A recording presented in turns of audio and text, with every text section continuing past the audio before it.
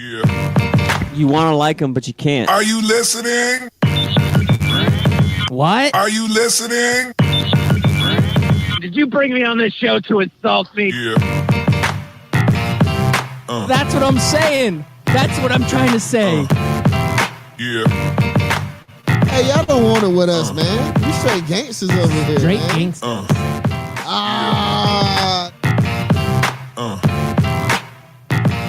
Yeah, good morning. It is Tuesday, November 6th, and you are listening to Scout Team Sports. We are the Scout Team. I am one of your gracious hosts. They call me Loudbeard. You are the most egotistical, self-deluded person I have ever met. And all of that is true. And the man on the other microphone, he's the great, legendary figure himself. We call him the Patriot of all patriots. And on this day of voting, it is great to be...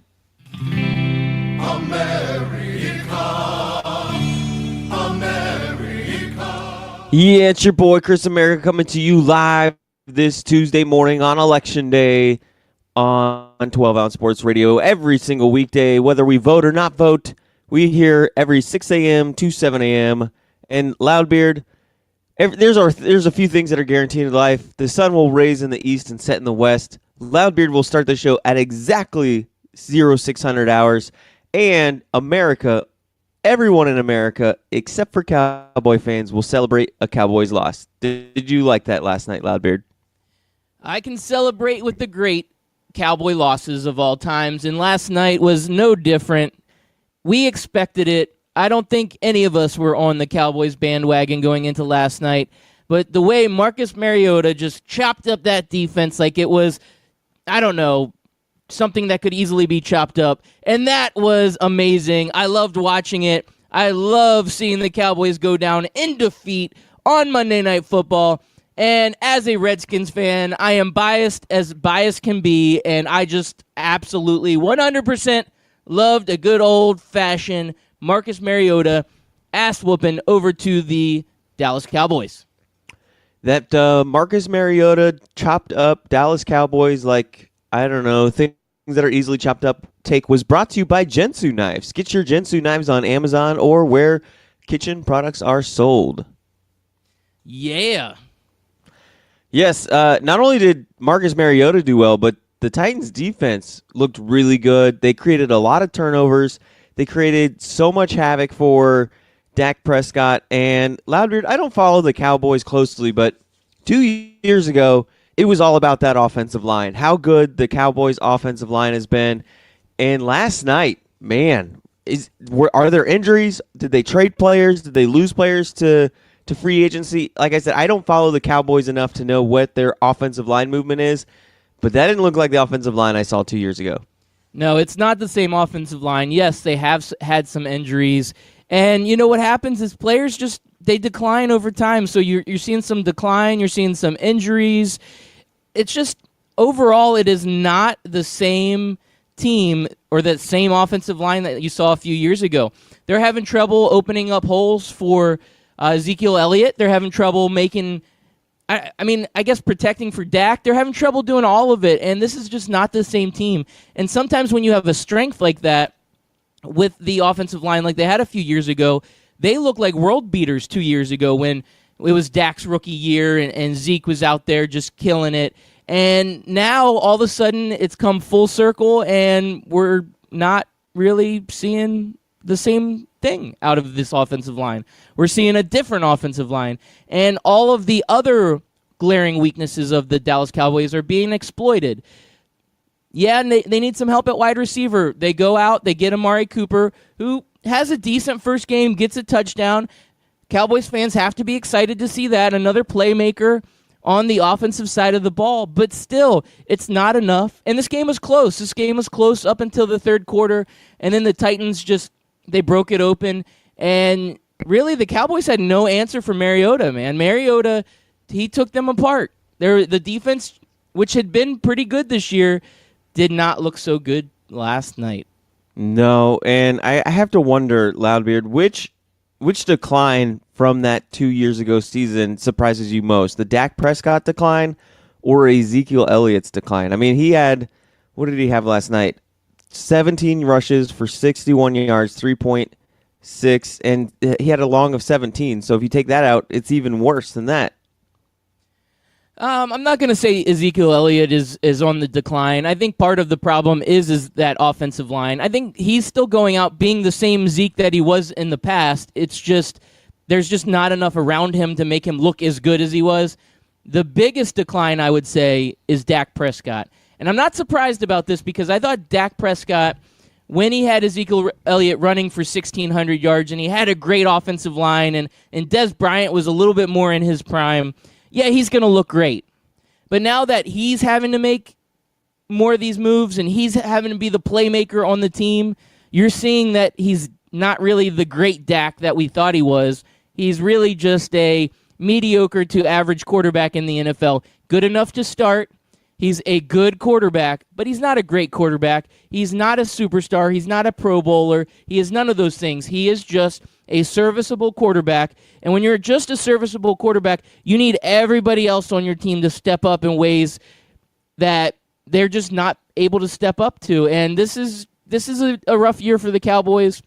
And I think what we're leading to is we're going to need to see some changes this offseason. We know that Jerry Jones does not tolerate losing for very long, even though he's in general been not really a great owner after the Super Bowls of the 90s. He hasn't been able to pull together a team that has had any sort of winning culture. And so with that in mind, there's going to have to be some wholesale changes in Dallas. They're going to have to kind of reboot this thing because a lot of their playmakers are a little bit older. They lost Jason Witten to retirement. They haven't really plugged in anybody in his place. They're just losing some of these key pieces. And, Travis Frederick, the center for the Cowboys, had an autoimmune illness to start the year. And, this guy was like one of the captains of the line and really a great centerpiece to it. And we don't know what his future is going to be like, but this is a Cowboys team right now that's reeling. And I could see when they do these wholesale changes that Jason Garrett's got to be the first guy to go. Now, the question is, and Jerry Jones has come out and said he doesn't want to make a midseason change, that he doesn't want to change coaches, but when your owner comes out and says those things, that usually means that the idea is on top of mind, and I think it is time for Jason Garrett to go. I don't know if it'll happen at the end of the season or midseason. That's really the debate that I think we should have, and I would say if I was Jerry Jones right now, I would definitely make the midseason change and try to spark something out of this team because right now Garrett has nothing going for him as a coach in the NFL. Yeah, I think this team kind of reminds me of the St. Louis Rams, the Los Angeles Rams, where you see the talents there. You know that while Dak Prescott may not be a world beater, he's still a good quarterback. We just praised Marcus Mariota, and these guys had identical games. They both had around 67% to 72% for both of them, completion percentage, 2 touchdowns. One didn't have an interception, one did have an interception. And they both had around, 99 to, one had a 119 quarterback rating, the other had a 99 quarterback rating. But all in all, they had basically the same game. It's just one came up a winner, one came up a loser. I just think they just need help everywhere. They need a new offensive mind. They need a new coach, a new voice, some new wide receivers. Yeah, Amari Cooper is great. We talked about that, but he's got a few weeks before he gets used to that offense. And then who else do you have behind him? Yeah, Cole Beasley, the superstar. That's it. Yeah, Deontay Thompson, Florida Gator legend. Yeah, it's pretty thin at wide receivers, so there's definitely some options out there for the Cowboys, but, bringing in Amari, that was supposed to be one of their big splashes to help turn this team around. Yeah, maybe we need to give them a few weeks to get acclimated to that offense, but I don't know if wide receiver was the only issue there. I think there's a lot of other issues, and, they could still turn it around. It's not too late. They're 3-5. I've seen 3-5 teams go out and, make a 5-6 game run and make it into the playoffs. So it is not 100% over for the Cowboys, but if they expect this season to get turned around, if they expect to maybe make a splash and try to get to the playoffs, they got to do something now, and they got to do something quick. And whether it is relieving Jason Garrett of his duties right now in the middle of the season, which I would be a proponent of that. I think Jerry Jones needs to look at it and say, maybe this is the spark we need. Maybe this is what we need to help motivate this team. Maybe it would just help get them a higher draft pick in the NFL draft. I don't know. Either way, they need to do something, and I don't think he's going to make the move. I think he's going to sit back and just let this Jason Garrett season just play out, and at the end of the season reevaluate, which would be a smart move to make. But if I can see the Cowboys losing 2 or 3 more games in a row and Jerry Jones getting really red-faced like he likes to get and just losing it, and then Jason Garrett being gone. He won't make the move this week, but if there's a couple more losses in there, I could really see Jerry Jones just, I don't know, erupting. Yeah, like last night was kind of the turning point for both teams. This was a must-win game for both the Titans and the Cowboys, and I think the Titans have really set themselves up well, especially in the AFC South, where their only competition right now seems to be the Houston Texans. The Colts and the Jaguars are just a complete disappointment this season. And you're right, the Cowboys still have a chance to turn it around. They're only 2 games back for your Redskins, so like possible task to turn it around, but if they keep playing like this, man, I don't see them doing it. No, I don't see it happening either. They're far off from that. And now on the flip side, I just want to kind of throw out this scenario to you. Now, Mariota, he was drafted number 2 overall right behind Jameis Winston, and we talked yesterday quite a bit how we think Jameis Winston's a bust and they need to move on from him in Tampa Bay. Now, Marcus Mariota, I think, is a little bit of a different story because he's more injured than anything else.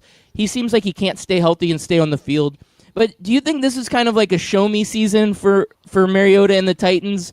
Do you think they're going to start wearing thin with just being kind of mediocre year after year and Mariota getting injured, missing 3, 4, 5 games every year? Or do you think that he still has a couple years left to really show what he can do? I mean, I've seen glimpses of greatness, but then also I've seen a lot of mediocre play out of him, and then also the injury thing. That's got to be driving fans crazy in Tennessee. Do you think this is a year that Mariota needs to show up and bring the Titans to the playoffs, and if he doesn't, the Titans could reevaluate the quarterback position? I think the difference between what Mariota has given his team, the Titans, and what Jameis Winston has given his team, I think with Jameis Winston, the Tampa Bay Buccaneers can hit the reset button, throw him away, and start all over from scratch. Where with the Titans, it's a lot harder for them to do that because they are a playoff contending team each year. Like, I think they've been right around that 8-8 where they're kind of hanging around, and we've mentioned how the AFC South is a very winnable division year in and year out. Last year, the Jaguars kind of ran away with it, but most years, they're right there. So I would think Tennessee would need to have a surefire, better option at quarterback before they get rid of Mariota. But I can definitely see it because of what you said. Injuries is a big problem, and I've always said the best ability is availability, and if you're not available, then you're no use to me. I can't continuously put in the backup quarterbacks of the world waiting for you to get healthy. Yeah, man, I'm 100% with you.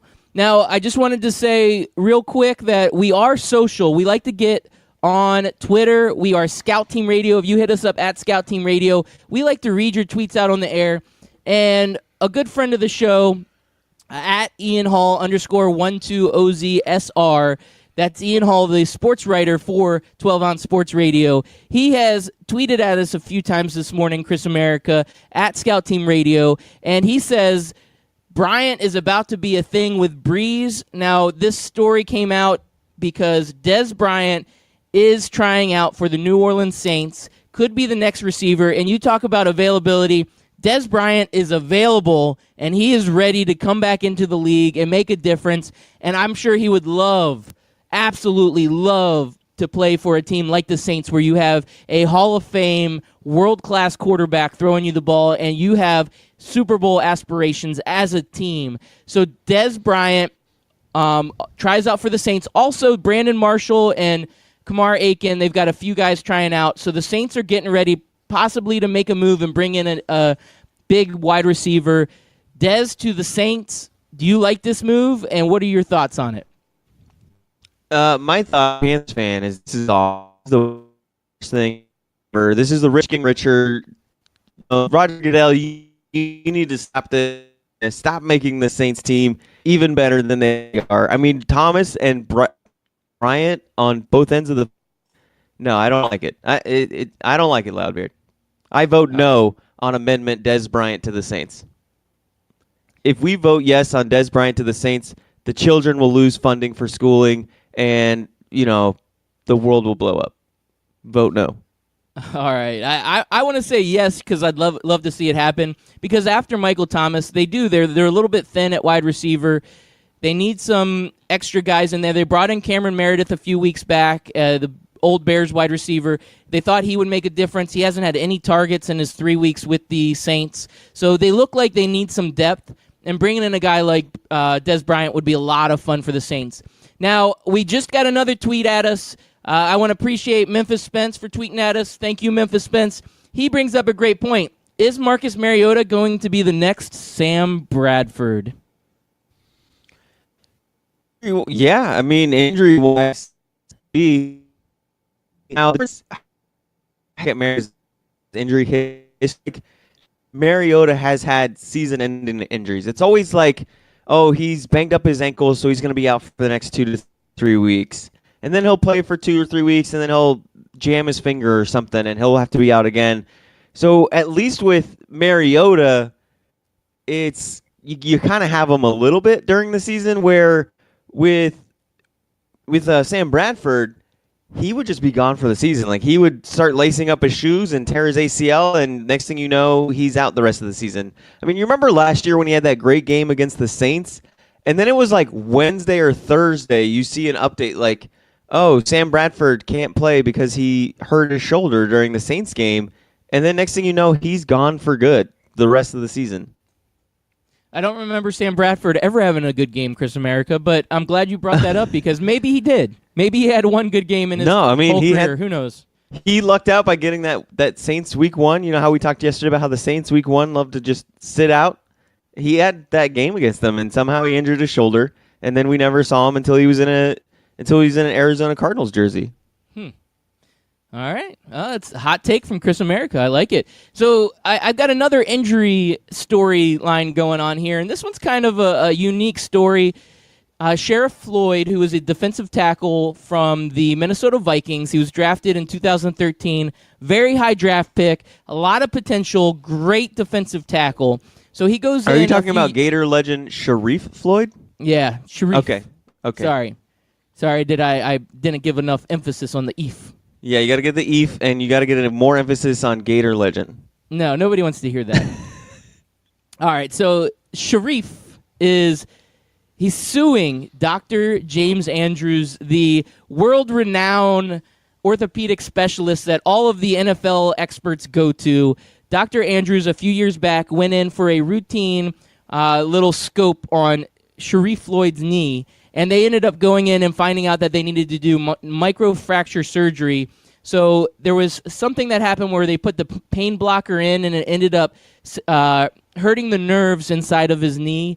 And he basically lost his quick step and was never able to be the same player again. And he's out of the NFL now. And so his lawyer is saying, with him being a top-level defensive tackle in the lifetime of his career, he could have made about $180 million based on where salaries are if he was a top-level player. So we're suing you, Dr. James Andrews. They're suing all of the medical staff that was involved. They're suing basically anybody and everybody that they can, the lawyer team for Sharif Floyd. And they are asking for $180 million for this surgery. Now, this can go in many different directions. One, yes, he basically lost out on all of that money because he was never quite the same. But was it really malpractice, or is it part of being a football player? Injuries happen. How many football players have lost their career to injuries? Not everybody's guaranteed to make it all the way through. I don't know. This is kind of a crazy lawsuit. I don't know that I've ever heard of one of this magnitude, $180 million, and you're suing the foremost expert in, I guess, sports injuries. This guy, Dr. James Andrews, who I always remember sitting on the sidelines wearing a Redskins hood beanie, watching Robert Griffin get his knee blown out on that Redskins game when Robert Griffin was actually good. That's how I remember Dr. James Andrews. But to say the least, this is a bizarre story. Do you think this lawsuit has some merit, or do you think this is just a money grab? Where do you think this is going, Chris America?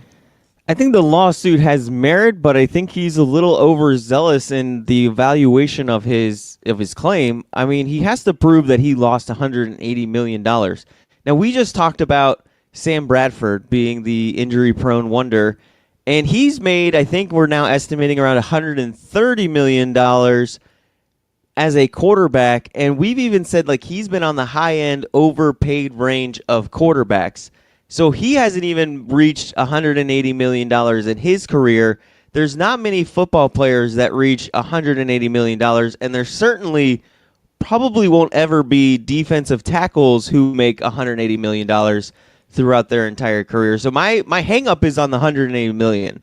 If he wanted to sue him for 60, 50, 70, maybe even $100 million, he might have a case, but I think he's going to have a hard time. But maybe that's one of those things where you throw out a high number waiting for the other side to come back with a lower number, and hopefully you're satisfied. Like, you don't come in with the bottom of the barrel offer when you're trying to make a deal like this.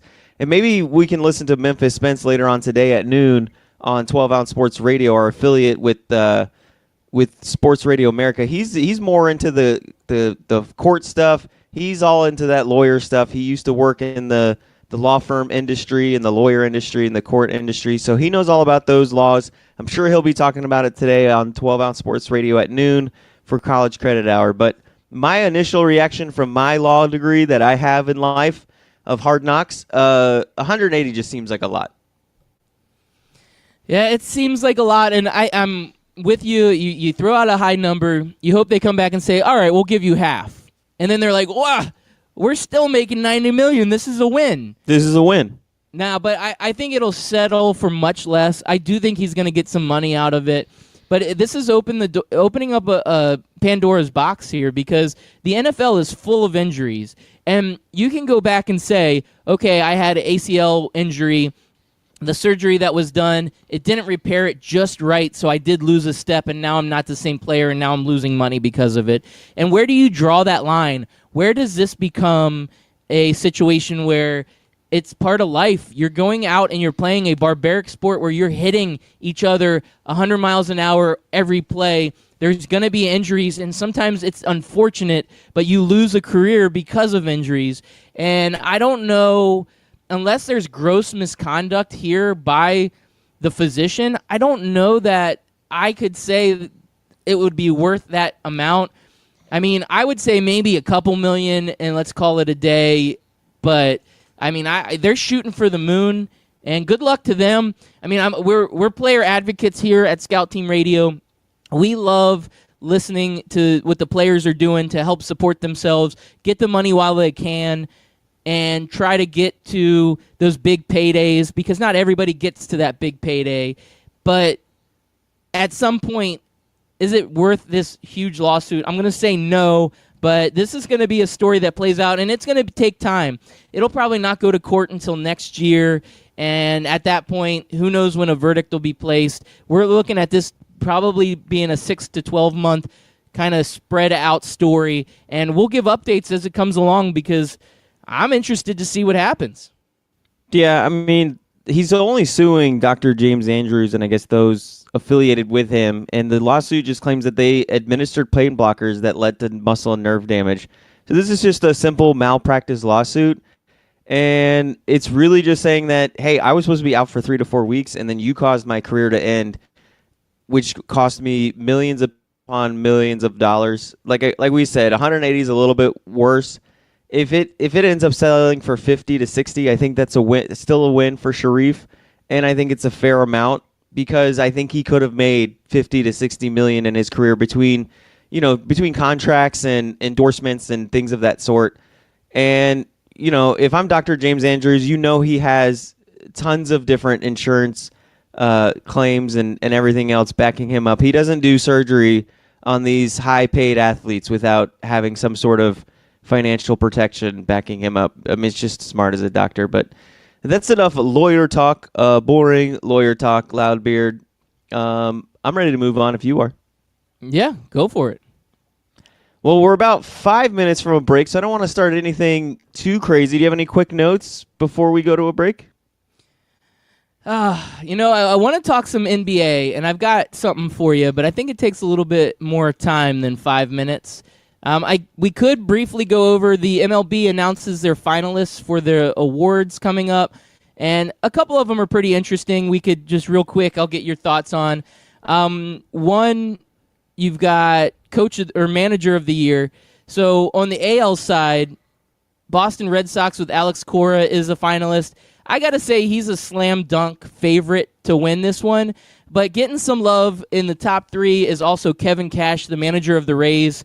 I wanted to say that Kevin Cash isn't going to win this award, but he deserves being in that conversation because with the talent level that the Rays had and these young players and what he was able to do with this squad, it was unbelievable. I loved it. Yeah, not even just what he did with the young squad, but what division he did that in. I mean, he played in a division with two teams that were just juggernaut powerhouses who I believe they both won over 100 games, if I'm not mistaken. And he came close to winning 100 games himself. I think they ended up with 90 or 91 wins.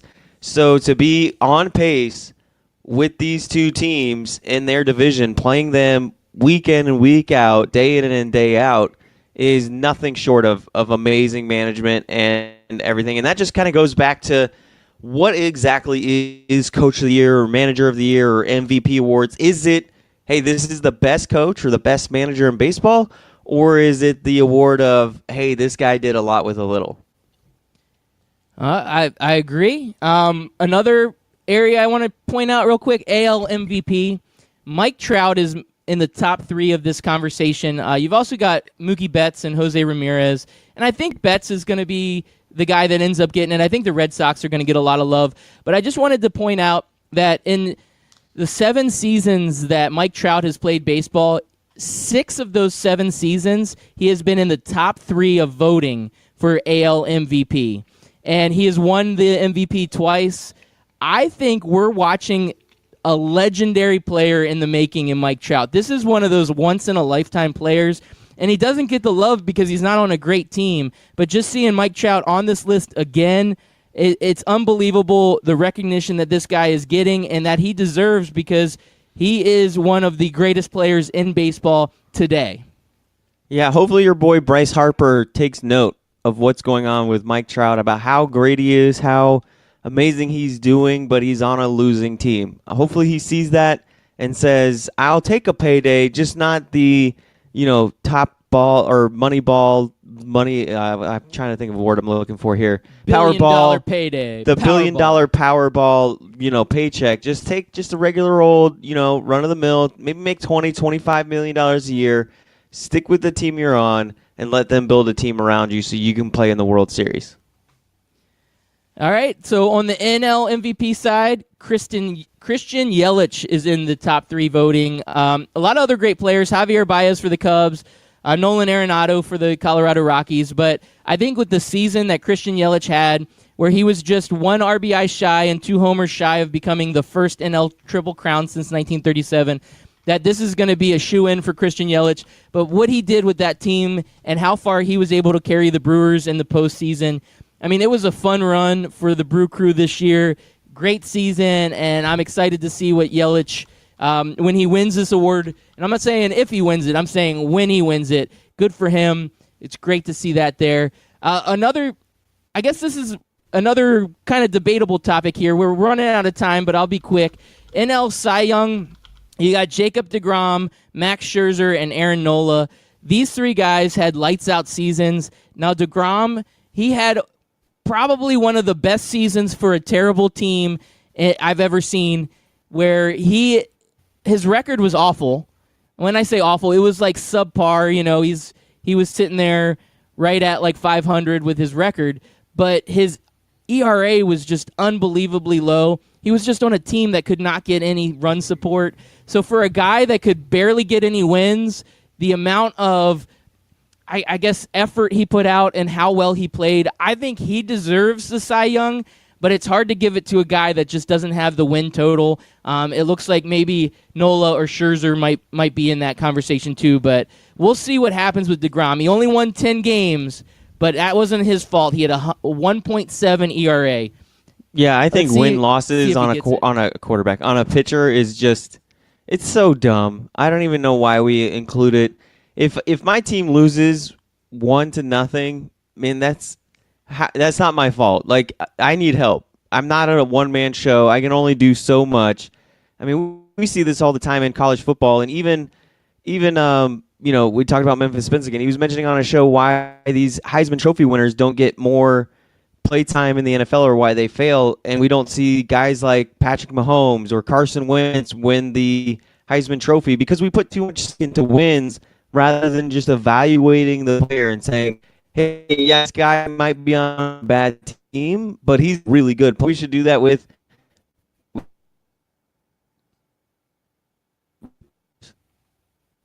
Did I lose you? Nah, I thought I lost you. I didn't hear anything. It was breaking up. I don't know if it was me or we've you. been kind of breaking up and everything, so maybe we should go on station break. I don't know if you can reset and mess up the recording, but are we good now? Hey, we're always good, man. Yeah. Hey, after the commercial break, we will discuss how the purge is the best way to win an election.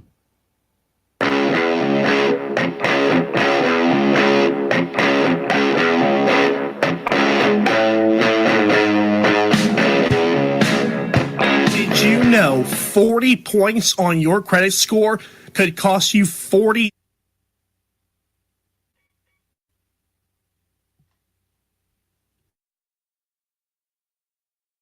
Lexington Law has helped over 500,000 customers take action on their credit reports.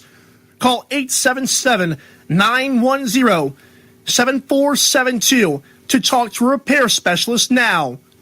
Personalized credit consultation is free. Getting access to your report is free.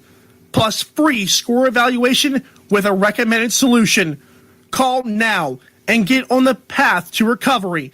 Call Lexington Law at 877-910-7472. That's 877-910-7472. Oh, it's summertime. And what's that mean? We're all heading off to the golf course. But don't go too fast. Make sure you go to 12ouncesportsradio.com and book a tee time. At the bottom of any page, you'll see Book Like a Pro. Click that banner, enter your course of choice or zip code, find a tee time you like, book that tee time, and you'll get up to 50% off, courtesy of 12-Ounce Sports Radio. Book like a pro, even if you don't play like one. Ring Central features all-in-one phone, messaging, and video conferencing. It's easy to use with unparalleled security. Ring Central simplifies things so you can grow. Call Ring Central to speak with a representative about a price for your growing business at 877-779-3860. Again, that's 877-779-3860.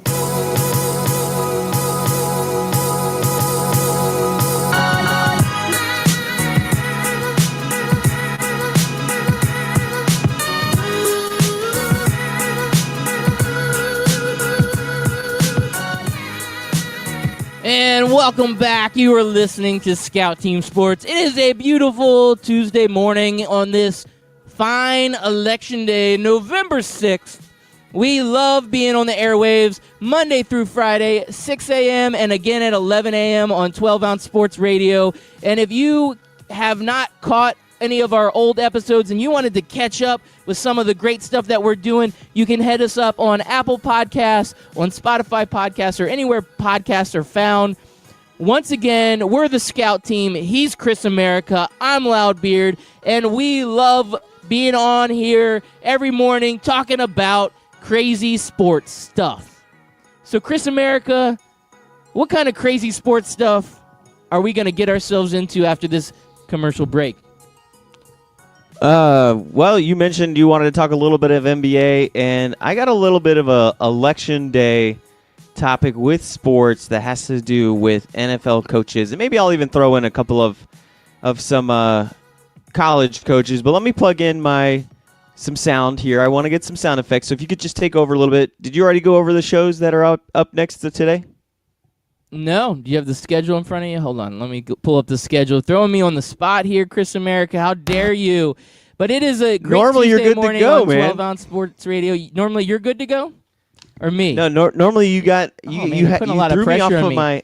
You threw me off, man. I'm usually waiting for you. You give out our scout team radio Twitter handle, and then you give out the schedule, and then you throw it to me. You kind of threw it to me early. I wasn't ready. So on Twitter, we're getting some feedback here, and Memphis Spence has thrown something out, and this is something that I wanted to talk about. This is my NBA talk. Once we get through our election day, I'll see if I have a little bit of time for it. But should Kyrie be mad that Jamal Murray tried to score 50 on him? I've got a hot take on this subject, Memphis Spence. Stay tuned. But before we do that, we have a great opportunity to talk about this election season. Chris America, are you ready? Are you a patriot? Are you an American? I'm American. I'm Chris America, and I'm ready for election day. And Loudbeard, one of the funniest parts of a ballot, if you've ever voted, is when it comes to your local judges, there isn't like a this judge versus that judge. Who do you vote for? It's always, should Judge so-and-so keep their job? And you just have to vote yes or no. And I don't know who any of the judges are ever. You don't really pay attention to them. It's not like you go into the courtroom every day and take notes as to how they're doing as a judge. So I never really know what to vote. So sometimes I either Christmas tree it. I'll just go yes, no, yes, no, yes, no. Or I'll just vote all yeses, all no's. Sometimes I don't vote at all. Every year I just kind of, make things up. But with assistance from Ian, he asked about these coaches that need to be fired. So this election season, Loudbeard, I'm going to ask you, the voter, should these people keep their jobs or not keep their jobs? And we'll start with our very own Jason Garrett. Coach Garrett, Loudbeard, you as an American citizen, you have the right to vote. Should Jason Garrett keep his job? Well, as an American, I have the opportunity to exercise my vote, and my vote counts. Every vote out there counts, America. Make sure you get out and vote. And if you are a really God-fearing American like myself, you're going to say, vote no to Jason Garrett. He does not need another term. Down with the Cowboys. Now, next up that Ian suggested to us on the election ballot is Dirk Cutter. He's been the Tampa Bay Buccaneers coach for, I believe, 2.5 seasons now. I think the most they've won is 6 games. They're about 4-5 right now. Should Dirk Cutter get another shot next season and remain the Tampa Bay Buccaneers coach? This is a difficult vote. Sometimes you go in up against the fence. You're not sure which candidate you want to vote for, whether it is keeping the judge or the coach or not keeping the coach. In this circumstance, I say no. You get rid of Dirk Cutter. You get rid of Jameis Winston. He's a judge also. I'm not voting for him. You get rid of them all. You start over, and you rebuild in Tampa Bay like you've been doing every year since you won a Super Bowl in 2002. All right. Next up on the ballot is the very own Golden Ghost's favorite guy, Mr. Mike McCarthy. Should Mike McCarthy continue to lead the Cheeseheads? Should he be Aaron Rodgers' head coach? The answer is, and this is not surprising to anybody out there who has listened to Scout Team Sports, the answer is no. Mike McCarthy should not get another term as coach of the Green Bay Packers. Mike McCarthy has not done anything with having a superstar quarterback. With having Aaron Rodgers on your team, you should be in a Super Bowl conversation every season, not I made the playoffs, but I'm getting out the first round because I don't have any sort of team around Aaron Rodgers. I vote out with Mike McCarthy. All right, here's a couple of ones that didn't get thrown my way. These are sort of ones that I think that are good, but I can understand if they fired him. I'm going to start off with one, Mr. Pete Carroll. Should Pete Carroll keep his job at the end of the season? Voter Loudbeard. Pete Carroll must stay. what Pete Carroll has done for the Seattle Seahawks needs to be recognized. He has taken this team and he has brought them to a Super Bowl. He has brought them to a second Super Bowl and did not win because of one play call that got overreacted and people give him crap for still to this day. But he also did a great thing by drafting one Shaquem Griffin, and with that, he basically has a lifetime term for me in Seattle. All right, very good. Now, we mentioned who should get fired but won't, and a lot of New York Giants fans came out and said Pat Shurmur. Should Pat Shurmur be given another chance, Loudbeard, or is it a one-and-done scenario in New York? Oh, that's a tough one. I'm going to say one and done in New York. We need a new leadership in New York. We need a new quarterback. We need a whole new team other than Saquon Barkley and Odell Beckham. So new New York. New New York. New New York. I love it. It's a great tagline. This name comes up every single year, Loudbeard. He's one of the most solid coaches to never win a playoff game. He is Mr. Conservative himself, Marvin Lewis. Should Marvin Lewis keep his job, Loudbeard? Yes. Keep Marvin Lewis. I like the consistency in Cincinnati. Good enough to make it to the playoffs, not good enough to win. Sometimes you need a solid rock in the NFL like Marvin Lewis. Keep Marvin Lewis. All right, I got the final two more, and then I'll throw out a couple of college names. This guy has also been a consistent rock for his team, but hasn't really done much, over the last few seasons. He's got one Super Bowl ring and 2 AFC North championships. That is Mr. John Harbaugh. Since 2008, he's been there. Is it time for a new voice in Baltimore? Should he give up his judge's robe and hand it over to somebody else? No. Everybody named Harbaugh is a winner. Okay. All right. I like it. Short and sweet. And finally, we have Dan Quinn, the Atlanta Falcons head coach. They started off very slow this year. They made a few mistakes in the comeback loss against the New England Patriots in the Super Bowl. Has Dan Quinn worn out his stay since he's been there since 2015? He's currently 32-23 as a head coach. Keep Dan Quinn. If he can come out and beat the Redskins like he did this last Sunday, he's obviously a good coach. We're keeping him. He's making Atlanta great again. He is making Atlanta great again. And then I'm not going to give you one by one. I'll just tell you which judge. You should just tell me which judge you're going to vote no on to keep their job. And we're going to go with Willie Taggart, No. Scott Frost, and Chip Kelly. No. You're voting no okay. on all three. All no, three should I'm lose their not. jobs. Scott Frost needs some more time. They've got a couple wins out in Nebraska. It has been a rough season, but give Scott Frost time. He's going to turn around that program.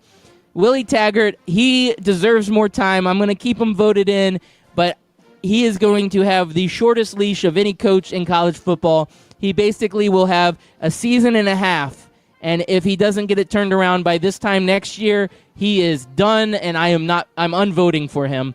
And the last one you said was Chip Kelly. UCLA, they're not a football school. They haven't been for a long time. Give Chip some time. I don't know if he deserves it, but give him some time. All right, so I need to know from the college football world. I'm going to get it right here. Bobby Petrino at Louisville. No, he needs to go. He needs to go. So you're voting no, don't keep your job. Yep. No. I agree with you, Loudbeard. Thank you for voting. Make sure you go out today if you have not already to vote. It is important. I don't care who you vote for, just as long as you vote. Make it a well-educated decision, like Loudbeard just gave us well-educated decisions on all of these head coaches. Thank you, Loudbeard, for voting. You are a proud American. I am a proud American. They call me Loudbeard America. Loudbeard America. I am the real America, not Chris America. But I do want to say, I like how you said make educated decisions, and you go in there and you Christmas tree the judge voting. Oh, yeah. Yep. Thank you for clarifying that it needs to be well-educated decisions out there.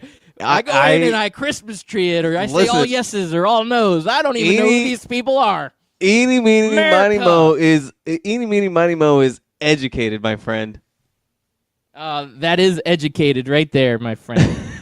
And then we got a mention out here from Chandler Knight. He's just saying that it's ridiculous to say that Taggart only gets 1.5 years. No, what's ridiculous is that Taggart has completely done nothing with the talent at Florida State. Yes, I understand the idea that he needs to bring in his own recruiting class. He needs to bring in some of his own talent, and every college coach should get at least a minimum of 3 years. But the way that he has underperformed in a Florida State school that has all of this, I don't know, you have these legends of Bobby Bowden, who has been such a great coach for so many years, and then Jimbo comes in and wins a national championship. I think Florida State is not going to tolerate losing for very long. And when you look at that, and this could be the first year in a very long streak of seasons where Florida State may not even make it to a bowl game, to say that this has been a complete and utter disappointment for Florida State would be an understatement. Yeah, he probably deserves a little bit more time than 1.5 years, but it's hard. It's going to be hard for Florida State fans if they go finish this year out not making a bowl game and then start out next year and they're like 1-5 or 2-6, something like that. I would think fans would at that point turn on Willie Taggart, and a lot of the boosters and a lot of the big money guys over at Florida State, they're going to turn pretty quickly too. So I say 1.5 years. It's probably a little short, maybe a little ridiculous, but hey, that's why we're here. Make bold statements and bold decisions on Florida State coaches.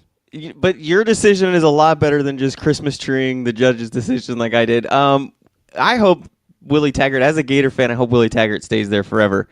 I think when it comes to Willie Taggart, it's really going to come down to how he's doing in recruiting by next season. I think he'll obviously get more than 1.5 years, or he should, but it's going to come down to recruiting, and the biggest important thing that he needs to recruit is that offensive line. That's been the number one weakness of that Florida State team. It's why they're not that good. And right now, as it looks, we're in November. Signing day is a month and a half away, or at least early signing day is, and he has 2 offensive linemen committed to Florida State currently. If that holds up, that is not going to be good enough for Florida State to do anything next season. I don't know how many offensive linemen they're going to lose after this season. I would assume there's got to be 2 or 3 that are seniors or redshirt seniors that are probably going to be off the roster. And if you're only bringing in 2 offensive linemen on an already depleted offensive line, that is not a good sign. If I'm a Florida State fan, that is the only position I'm paying attention to. I don't care if we get the number 1 quarterback. I don't care if we get the number 1 wide receiver. I don't care if we get the number 1 defensive end or cornerbacks. If I don't see 5 to 10 offensive linemen on this recruiting class, you can rank this recruiting class number 1 all you want, and if it's loaded with all the talent in the world, and they still only have a 4-star offensive lineman, a 3-star offensive lineman out of Laurel, Mississippi, and a 4-star offensive lineman out of Bradenton, Florida, none of those other players are going to matter because you're still going to have your quarterback sacked a bunch of times. That is true. But we spent way too much time on Florida State. We do that every Monday. But give me your NBA takes, man. We got about Tuesday. Yeah, good thing. We got about 6 minutes. All right, man. A lot of stuff going on in the NBA, but I think this is the topic I wanted to bring up because I feel like it's a fun topic. So the young star of the Denver Nuggets, Jamal Murray, he was the guy drafted 7th pick overall in the 2016 draft, so he's just finding his way in the NBA. He just has an absolutely stellar night, goes off for 48 points against the Boston Celtics. The Nuggets bury the Celtics, and as the time's kind of clocking down, he throws up a long 3 trying to get himself to 50 points. He's thinking, hey, it would be great to get to 50 points. This is a milestone. Kyrie Irving was pissed afterwards. He was very upset.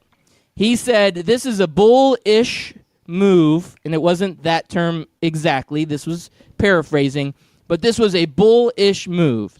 Now, he said, this is bull honky. He basically says that, yes. That was exactly his words. So Kyrie takes offense. He's like, what are you doing? Now, this is kind of like the bat flip in Major League Baseball, where guys get all bent out of shape when the other team gets excited and flips the bat. this is kind of the same thing, but this is a young NBA guy, a guy that probably looks up to Kyrie Irving. He probably looks at Kyrie Irving as a role model, and Kyrie's just throwing shade. And I get they're all professionals, but this was a career night for Jamal Murray. It wasn't like he was trying to bury the Celtics and make them look bad. He was just doing it for his own record. I didn't have any issues with it. I think the only issue that I have is I feel like Kyrie's kind of a crybaby. I feel like he's been a crybaby for a long time, and he never steps up for his team when he needs to. When I say never, there was that one time when LeBron carried him in the playoffs, but he's usually injured. He never makes it through the playoffs. Last year, the Celtics, he was not even sitting on the bench during the playoffs for a couple of the games. I just don't know that Kyrie Irving is the guy that should be coming out and throwing all this judgment on this young player.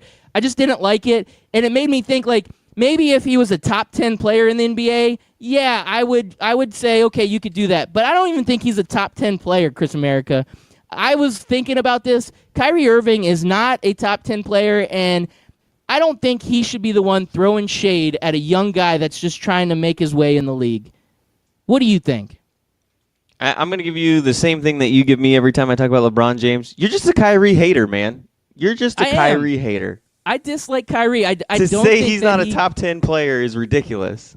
Okay, this is where I knew you would go with this. I mean, all the other stuff, I can back you up on all the other stuff. Sometimes he's a whiner. Sometimes he's a little bit of a complainer. He's very injury prone. All that stuff is true. But to say he's not a top 10 player, I mean, he's at least top 5 at his position, right? You got to at least give him that. No? No, it's questionable. So I'm going to give you a couple names. So I'm going to say we're going to go top 5, and this is in no specific order, but if I said Kevin Durant, Steph Curry, LeBron James, James Harden, Russell Westbrook, I think all 5 of them head and shoulders better than Kyrie. Yes. You agree I can with agree with that. Yes. Okay, so he's not even in the top 5 conversation. See, you were prepared for this. You knew I was going to give you that. Come on, man. And then okay, you're prepared. Yep. I love it. All Go. Right. So you go 6 through 10. I would say Anthony Davis, better. Different positions. He's a better player than Kyrie. Whatever. I can't say that. What about the Greek Freak? You think Greek Freak? Yes. Again, it's different. See, you're not getting into to guys that take over games differently than the way Kyrie takes over games. Like, how about Kawhi Leonard? See, I would put Kawhi up there. Yeah, I'd say Kawhi is probably better all around. So I named 8 players right there, and I would say that all 8 of those guys I would take in a heartbeat over Kyrie Irving. I can argue Kyrie over Davis and the other guy you threw out, not Kawhi. All right. So see, your other guy was so memorable. I can't even remember what it was you said. Anthony Davis, Giannis. Anthony Davis, the Greek Freak. Yeah. Oh, come on, the Greek Freak. It depends on what Davis? you need. If I need a point guard, I'm going to go with Kyrie Irving because he's top 3 at his position. He's not top 3. Okay, whatever. So after that 8, so to me, he would be in that conversation after. For 9 and 10? I would say you got Jimmy Butler, who could be... No Jimmy Butler. Okay. What about Joel Embiid? Not even close. Joel Embiid? All right. What about Damian Lillard? No, come on, man. No. All right, so just to throw this out at you. We're talking about a guy who took over in the finals and scored 30 points, 40 points in the finals to help his team come back down 3-1 deficit. I mean, he took over a bunch of those games in that 3-game comeback with LeBron James. He was shooting daggers. He was cold-blooded in that series finale. He carried LeBron James to his 3rd championship. All right, so I'm going to just throw this out at you because I don't want to seem like I'm just a Kyrie hater. So CBS Sports did a top 100 players of the 2018 season. You really did your homework on this. And I would like to let you know that Kyrie Irving is ranked 12th. Okay. He is not a top 10 player in this list, and I believe that Kyrie Irving is not a top 10 player in the NBA. And you've got, this is the list going down, 1 through 10, as we wrap up the show here. LeBron James, Kevin Durant, Anthony Davis, Steph Curry, James Harden, Kawhi Leonard, Giannis, Russell Westbrook, Chris Paul at 9, which I don't know if I agree with that, but it is where it's at. Okay, so You you're got going with some, election CBS. stuff. Yeah, CBS Sports. Joel Embiid at 10. So that's your top 10. You even have Paul George at 11, Kyrie at 12, Jimmy Buckets at 13, Damian Lillard at 14, and Klay Thompson at 15. I would even argue that Damian and Jimmy Butler and Klay Thompson could be in that conversation to be even better than Kyrie. But he is not a top 10 NBA player, and I just wanted to finish the show like that. Well, I want to finish the show with this. I pulled up CBS Sports Week 1 power rankings for college football, and they have number 3 Auburn. Just throwing that out there. So CBS Sports guys have said Auburn is the number 3 team in the nation, Week 1. Let's see. Who else? Oh, we got Wisconsin, number 7. And let's see. Nope, those are solid. Stanford, number 10. Virginia Tech, number 12.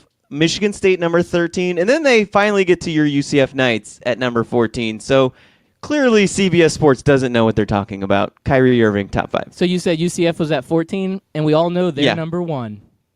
They are. National champions. Yeah. Kyrie's not top 10.